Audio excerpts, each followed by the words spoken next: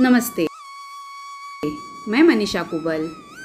Welcome to my channel fit and flexible. आज 21 जून international yoga day. वैसे आज 9th international yoga day है, यानी 9वां इंटरनेशनल योगा डे है। 21 जून को ही इंटरनेशनल योगा डे क्यों मनाया जाता है?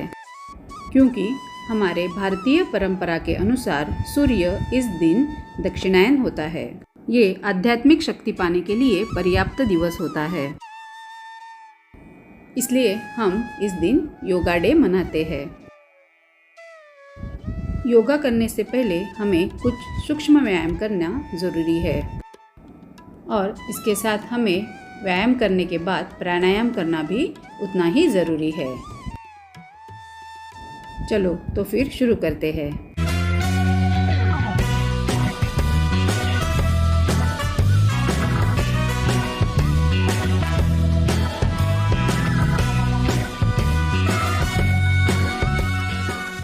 सबसे पहले हम नेक की एक्सरसाइज करेंगे और ज्ञान मुद्रा रखेंगे। जिन्हें सर्वाइकल स्पॉन्डिलाइटिस है वो आगे झुकने की क्रिया ना करें। हमें रीढ़ की हड्डी को सीधा रखकर बैठना है और आगे की ओर झुकना है, फिर पीछे की ओर वैसे ही झुकना है। जब हम आगे की ओर झुकते हैं तब सांस छोड़ते हुए हमें आगे झुकना है और सांस लेते हुए नॉर्मल होना है। अब सांस छोड़ते हुए वापस पीछे की ओर जाना है और फिर नॉर्मल होना है। ऐसे हमें लगातार 5 या 10 बार करना है। मैं यहाँ पे आपको 3 बार दिखा रही हूँ, आप कंटिन्यू ये 10 बार कर सकते हो। अब हमें साइड बाय साइड नेक को टर्न करना है। इस वक्त भी सांस छोड़ते हुए हमें नेक को साइड में लेके जाना है और वापस आना है, फिर सांस छोड़ते हुए साइड में लेके जाना है और सांस लेते हुए हमें वापस आना है। इस तरह ये क्रिया भी हम 10 बार दोहराएंगे। मैंने यहाँ पे आपको 3 ही बार दिखाया है। अब हम गर्दन को साइड में झुकाएंगे और कोशिश करेंगे कि कान कंधों को लगे। इस वक्त जब झुकते हैं हमें सांस छोड़ना है और ऊपर उठते वक्त हमें सांस को लेना है। ये एक्सरसाइज भी हमें धीरे धीरे 10 टाइम्स कंप्लीट करनी है।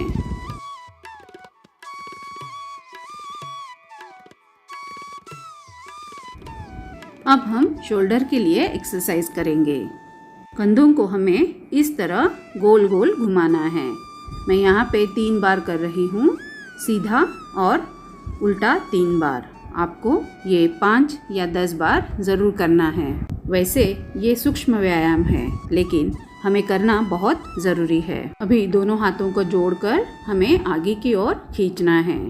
इसके तुरंत बाद हमें हाथों को इस तरह रखना है और उंगलियों को पीछे की ओर खींचना है।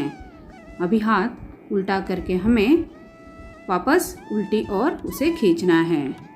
सेम हम दूसरे हाथ को भी करेंगे। जब हम खींचते हैं तब कुछ सेकंड्स के लिए हमें होल्ड करना है। ऐसे हम 3 बार कर सकते हैं। अब हमें देखिए उंगलियों को इस तरह मोड़ना है और फिर ज़ोर से खोलना है। ये भी हम 10 बार कर सकते हैं। अभी उंगलियों से मैं मुट्ठी कर रही हूँ और उसे छोड़कर वापस मुट्ठी किया है। अब ये मुट्ठी से ही रोटेशन करना है, सीधा 5 बार और उल्टा 5 बार। अब हमें कंधों पर इस तरह हाथ रखकर शोल्डर रोटेशन करना है। ये भी हम सीधा 5 टाइम्स या 10 टाइम और उल्टा 10 टाइम्स कर सकते हैं। अब हम पैरों की एक्सरसाइज करेंगे। इसके लिए हमें पैर खोल देने हैं और ऐसे सीधे रखने हैं और बैक आर्च करके सीधे बैठना है। अच्छी तरह कंफर्टेबल होने के बाद हमें पैरों की उंगलियों की एक्सरसाइज करनी है।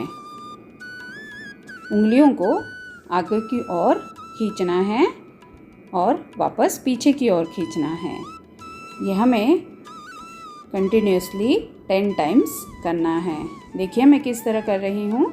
उंगलियों को खोल रही हूँ, फिर आगे की ओर खींच रही हूँ। ऐसे आगे पीछे ऐसे हमें 10 टाइम्स करना है। दिन भर में हम इन उंगलियों से कुछ काम लेते ही नहीं हैं, इसलिए हमें पैरों का दर्द रहता है। अब हमारे फुट को इस तरह पूरे आगे और पूरी तरह पीछे खींचना है। ये भी हमें 10 टाइम करके फिर इस तरह सर्कल घुमाना है। ये भी 10 सीधा और 10 उल्टा करना ज़रूरी है। चलो अब हम घुटनों से पैर को ऐसे हिलाकर आगे की ओर एक्सरसाइज करेंगे। ये हम बटरफ्लाई कर रहे हैं। वैसे ये बटरफ्लाई हम गिनकर 100 टाइम कर सकते हैं। इसके बाद हमें पैरों को नीचे की ओर प्रेस करना है। ये भी हम 10 टाइम्स करेंगे। जितना हो सके उतना हम नीचे की ओर से प्रेस करेंगे। अभी पैर को दूसरे थाइस पर रखकर हमें इस तरह घुमाना है, सीधा 10 टाइम्स और उल्टा 10 टाइम्स। अभी पैर को एक टाइम नीचे और एक टाइम ऊपर हमें खींचना है। ये भी हम 10 बार करेंगे। अब पैर को इस तरह हाथ में पकड़कर हमें हिलाना है। ये भी हम 10 टाइम्स करेंगे। सेम हम दूसरे पैर से भी रिपीट करेंगे। 10 हम सीधा घुमाएंगे और 10 उल्टा। मैं यहाँ पर वीडियो कर रही हूँ, इसलिए आपको 3-3 बार ही दिखा रही हूँ, नहीं तो वीडियो बहुत लंबा हो जाएगा और आप लोगों को देखने के लिए बोर हो जाएगा। देखिए, अब इसे हमें इस तरह लेकर ये भी 10 टाइम हिलाना है। अब हम प्राणायाम करेंगे। प्राणायाम में हम पहले भस्त्रिका प्राणायाम करेंगे। हमें लंबा गहरा सांस लेना है और लंबा गहरा सांस छोड़ना है। हम दिन भर में पूरी सांस लेते ही नहीं, इसलिए भस्त्रिका प्राणायाम हमें करना ज़रूरी है, क्योंकि इससे हमारे बॉडी को पूरा ऑक्सीजन मिलता है और इस वजह से हमारी रोग प्रतिरोधक क्षमता भी बढ़ती है। अब हम कपालभाति करेंगे। इसमें हमें सांस को पूरी तरह बाहर छोड़ना है और फिर लगातार 20 बार हमें सांस को सिर्फ बाहर की ओर ही छोड़ना है। सांस पूरा बाहर छोड़कर एनस को कॉन्ट्रैक्ट करना है, यानी मूल बंद लगाना है। फिर एब्डोमेन को कॉन्ट्रैक्ट करके चीन को लॉक करना है। फिर हम सारे लॉक छोड़ देंगे और वापस से ये हम कम से कम 5 बार करेंगे। अगर किसी को सर्वाइकल स्पॉन्डिलाइटिस है तो वो चीन लॉक ना करे। कपालभाति से हमारा पाचन तंत्र ठीक होता है, यानी हमारा जो डाइजेस्टिव सिस्टम है वो ठीक होता है। इससे पेट भी कम होता है।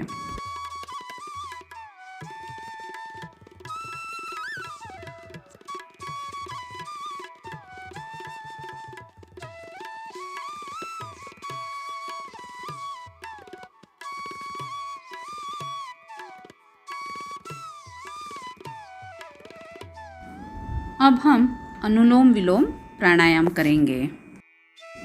इसमें हमें राइट नोज़ बंद करके लेफ़्ट नोज़ से सांस लेना है और राइट नोज़ से छोड़ना है।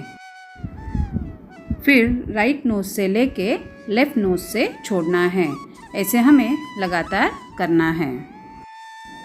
पूरी शांततापूर्वक ही हमें ये प्राणायाम करना है।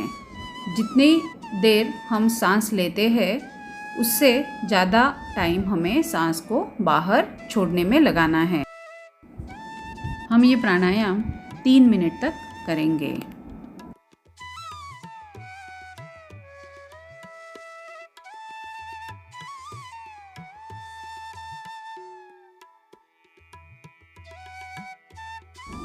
अब हम अग्निसार क्रिया करेंगे।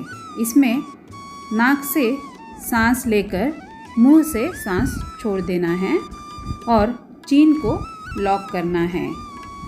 एब्डोमेन को लॉक करना है, यानी अंदर की तरफ खींचना है और फिर बाहर छोड़ना है। ये क्रिया हम लगातार करेंगे। ये क्रिया हम 3 बार करेंगे। इससे डाइजेशन से रिलेटेड कोई भी समस्या हो तो वो दूर हो जाती है और थायराइड, एसिडिटी, डायबिटीज़, पेट के कीड़े, इन सारी समस्याओं से भी हमें छुटकारा मिलता है। इन सब तकलीफ़ों से हमें छुटकारा चाहिए तो अग्निसार क्रिया हमें रोज़ करना ज़रूरी है।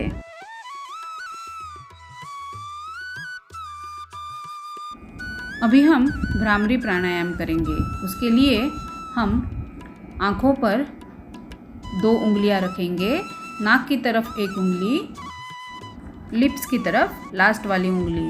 अंगूठे से हम कान बंद करेंगे और भौरे जैसे हमें अभी गुंजन करना है। इसमें नाक से सांस लेकर नाक से ही हमें सांस छोड़ना है।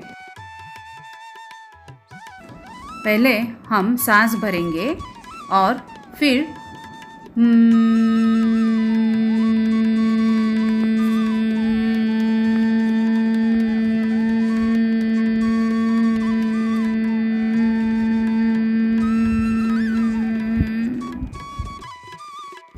जितना हमारा सामर्थ्य है उस वक्त तक हमें गुंजन करते रहना है। भ्रामरी प्राणायाम भी हम 3 बार करेंगे। ये होने के बाद हम ओमकार का उच्चारण करेंगे। दोनों हाथ ध्यान मुद्रा में घुटनों पर रखना है और लंबा गहरा सांस लेकर ओमकार का उच्चारण करना है।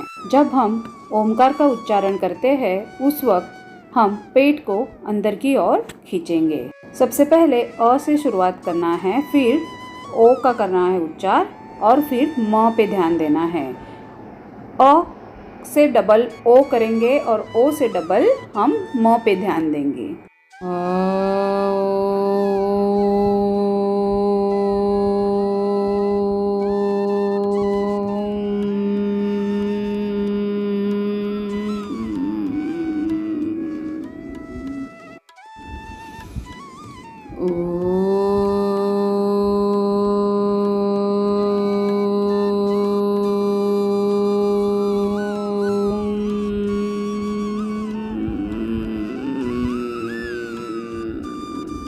इस तरह 3 से 5 बार हम ओम का उच्चारण करेंगे।